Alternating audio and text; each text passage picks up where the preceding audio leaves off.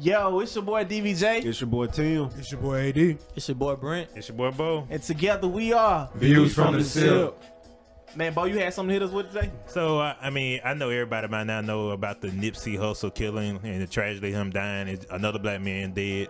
So, in the wake of that, like, everybody's celebrating him on Instagram because of the stuff he wanted to do in the community and the stuff he was doing in his community as far as trying to build places in his community as far as like stores and teach people about STEM majors. He just tried to play a major impact in his community. So I want to kind of celebrate him by talking about some of the things that we think that we could do for our community to help our community grow. Bet. I like it. Me personally, I've always been kind of community oriented. Like I want to. I mean, y'all know I love working with the youth. I love doing it. I mean, my first job was working with the youth, but I think a lot of them don't know what to do. Like they have the desire to be great. They have the desire to do, good things in life, period. But they don't have a blueprint set out for them as to how to do it. So that's one thing I would like to provide for them. Let them know about different school opportunities. Let them know that college is not for everybody, that they could go and get a trade, open up their own business, teach them about real estate, teach them about taxes, all these different things. Let them know that it's other things to do besides rap or go to the league. I agree. I feel like it all starts with the youth. And I honestly feel like it's not enough positive male role models. Like, growing up, we don't even see that many men, like, throughout the school system. And, like, I feel like that helps the development process because it's like, I mean, the principal might be a guy. We might have, like, a few male teachers, but most of them are women. And so it's like, of course, like, the teachers are, like, moms and grandmas. You get that type of feel, like, being around them. But you don't get no feel like, yeah, I'm going through something, so let me go holler at Mr. Jackson. let me go holler at Mr. Jackson. Like, he might know something about something because you ain't really seeing too much of that. And then the dudes you are seeing, they don't have those positive vibes. It's like you go out, everybody, you know what I'm saying? Everybody smoking, drinking, having a good time. Everybody talking about going to the league. If you good at any sports, everybody pushing you to be good at that sports. Nobody's saying. I mean, people are saying get your education, but you really not hearing it because you hearing dollars. When you hear dollars, you move Flock different. Yeah, you move different because it's like the chances of you getting this money seems slimmer if you go the other route. So I just feel like if people had more positive male role models, then they could move differently. And they kind of piggyback on what you said. I was listening to a podcast and they had the real Freeway Rick Ross on there. And he was saying when he was growing up, all people he had to look up to were like pimps and drug dealers like that. Dope boy. The real Rick Ross. The real Rick Ross, Yeah. He was saying that like in school, like doctors, like he didn't grow up knowing black doctors. He didn't grow up knowing black bankers. He didn't grow up knowing black professionals. The people who had the money in the neighborhood who were successful were like the pimps, the drug dealers and stuff like that. So that's what he grew up. He wanted to be like that. He wanted to have money just like them. So that's what he did. So if we do have more positive role models in the neighborhoods, then maybe they'll see a different aspect of life. That's true. See, and then that's my thing too, bro. I understand because I've met a lot of positive women who've like instilled certain things in me. Like they did an excellent job. Like I had excellent teachers. Like I don't know, y'all boys remember, we all went to the same school. I took Miss Thompson. Man, I promise you, bro, we took Miss Thompson every day, every morning. Every day. And at first I thought I wasn't gonna like her, but it like towards the middle, bro, I really love Miss Thompson, bro. Like I go after school and everything before football practice. Because she was pushing us, bro. Like, She push you more than just school. She push you not to be sorry. That's what I'm saying, bro. And that's the same kind of stuff that that you get at home, bro. Like that's the same stuff that your mom telling you to do. It's just like if you keep hearing it, you keep seeing these women. But the thing is, with males, a lot of us don't have like the males we look up to and we want to be like. We don't know those people like that. Like some of us have certain, like a mentor. I never had a mentor growing up. I don't have not one guy that I was like, yeah, he helped me do this. He helped me when I was trying to make this decision. I'm like, nah, bro. Yeah. Go ahead. I didn't mean to cut you off, but I agree with y'all totally because it take a village to raise a child.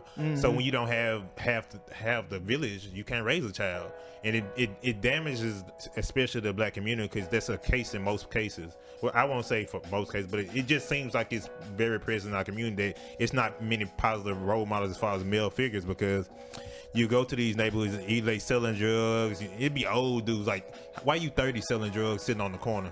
40 years old sitting on the corner. Be like that sometimes. I get how you live. But then too, I can't say it's all that's not. The black community is not a monolith, meaning everyone is not the same. I totally agree. There are pockets in areas where there are rich, not rich in money, but they're rich in knowledge, rich in resources they're serving their community. What I want to do is provide and fill in those gaps where they're not. Where there isn't as much influence or isn't as much wealth and knowledge. That's my position to come in to speak to those kids and stuff. Like you said, referring back to Nipsey Hussle, he was filling the gap. Because when you look at the area of LA is known for being a wealthy area. They got the Dodgers, they got the Lakers, they got the Clippers. That money is in that area. Right. Opportunity is in the area, but where Nipsey Hussle was from, he was filling the gap. Right. He was filling that empty slot where there wasn't a positive role model. There wasn't access to technology when it came to like STEM major programs and stuff like that. So he was just filling the gap. And so I think that's something we all can do. We just go and fill those gaps.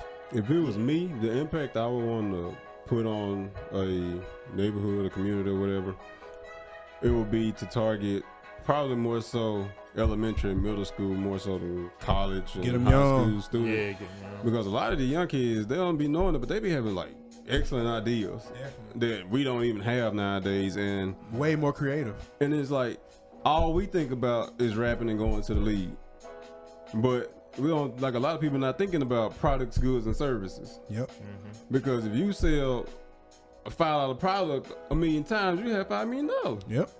It don't matter if it's recurring customers or whatever, but the young kids, they do have like stuff that they come up with, like ideas, and you can sit there and watch them. You be like, dang, that was a good idea, and help them mold their own idea and help them become successful that way. Everybody ain't got to take that same route. Like if I could do anything for the community, it'd be preach ideas to the youth and stop deteriorating them from that.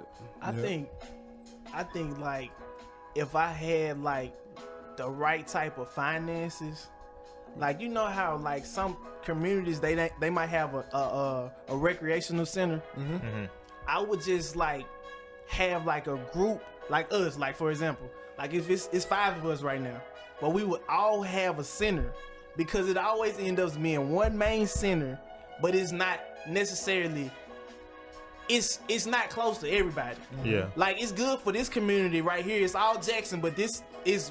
It's in West Jackson or it's in South Jackson or it's North Jackson. Like, so the people who live closer to that place, that's where they gonna go. But the other kids, they gonna get the same opportunity. They not. And I'm not even saying that you should, you know what I'm saying, you shouldn't push them to go to the league. I'm not saying, to crush their dreams, crush their spirits. Cause some of these kids need that energy to even do positive things. Like they only go into class because they think they can go to the league. I just need them to know, to have an understanding that it is a possibility that they won't go to the league. They can try their best and they won't go to the league. But if that's what's keeping them in school and that's what's keeping them focused, I'm not going to kill their dream for them. So I'm going to whatever they're on, I want them to be on it as long as it's positive. I feel like because a lot of people don't have much to do, it's easier to get involved in drugs, and it's easier for when you realize you're not gonna be on the team because your grade's not good. It's easier for you to give up because you don't have no background, you don't have no need a backup plan. Yeah, you don't have nobody cheering you on. Like sometimes you need support, and a lot of these kids don't have that. It's like, damn, I thought you was going to the league. They cheer you on while you up. Yeah, it's like when you up, it's like I thought you was good enough to go to the league, but now they tell me your grades bad. So now it's like I'm not gonna help you get your grades up. I'm just gonna give up on you. It's like, damn, you're gonna be just like everybody else. I thought you was damn, I thought you was special. It's like, what does that do to your child's mind to know that you gave up on them? And that's one thing I want to teach to younger kids is you're gonna hit your bumps in the road. So just because you don't make it in one thing, it might not been for you. Like going to the league, I want to. That's why I say teach education. I don't actually mean because I think the education system not perfect for everybody either. But I think you teach education so they'll be learning.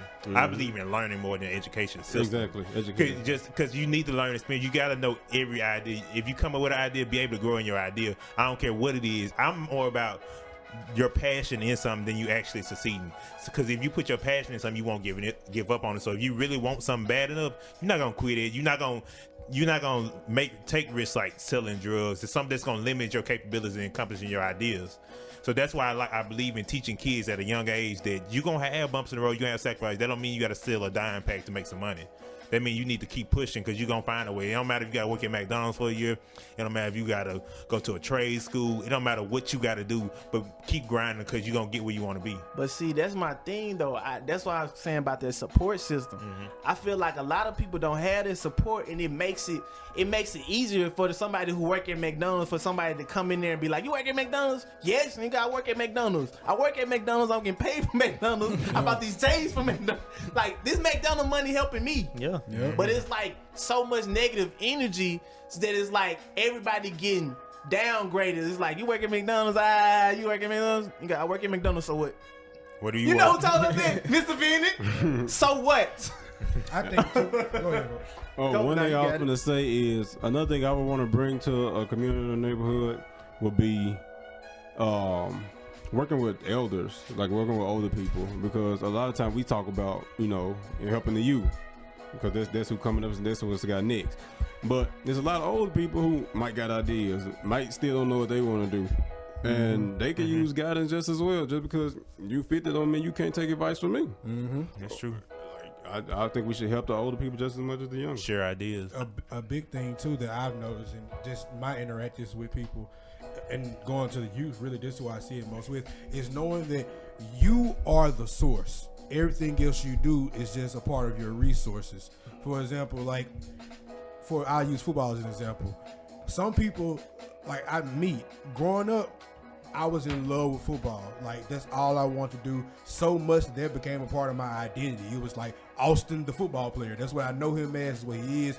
That's what he's good at. When football didn't work out for me when I got on the collegiate level, I was lost because my identity was in that. Like, that was just a resource. I viewed that as my total identity. No, that's when luckily I had my education, and so I was able to move around and do other things like that.